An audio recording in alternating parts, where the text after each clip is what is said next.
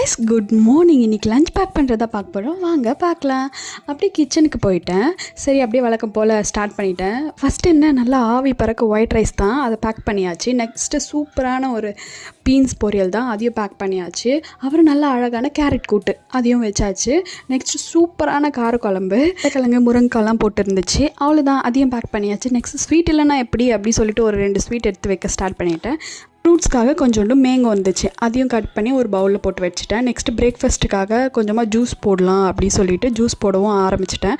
சரி, நம்ம பேக் பண்ணதில் ஃபஸ்ட்டு எடுத்து வச்சிடலாம் பேக்கில் அப்படி சொல்லிட்டு எல்லாத்தையும் க்ளோஸ் பண்ணி பேக் எடுத்துகிட்டு வந்து அழகாக வச்சு அடுக்க ஆரம்பிச்சிட்டேன். ஆமாம், குலுங்காமல் அதுக்கு வலிக்காமல் எடுத்து பொறுமையாக எல்லாத்தையும் வைக்க ஸ்டார்ட் பண்ணிட்டேன். அழகாக அது வச்சாச்சு. அவ்வளோதான், லஞ்ச் பாக்ஸ் ரெடி. நெக்ஸ்ட் என்ன, பிரேக்ஃபாஸ்ட் தான். நம்ம ஜூஸ் ரெடி பண்ணி வச்சுருந்தோம்ல, அந்த ஜூஸில் கொஞ்சமாக சுகர் போட்டு மிக்ஸி போட்டு அரைச்சி அவ்வளோதான், ஆரஞ்சு ஜூஸ் ரெடி. மறக்காமல் நம்ம சேனலை சப்ஸ்கிரைப் பண்ணிக்கோங்க. Tata, bye bye guys.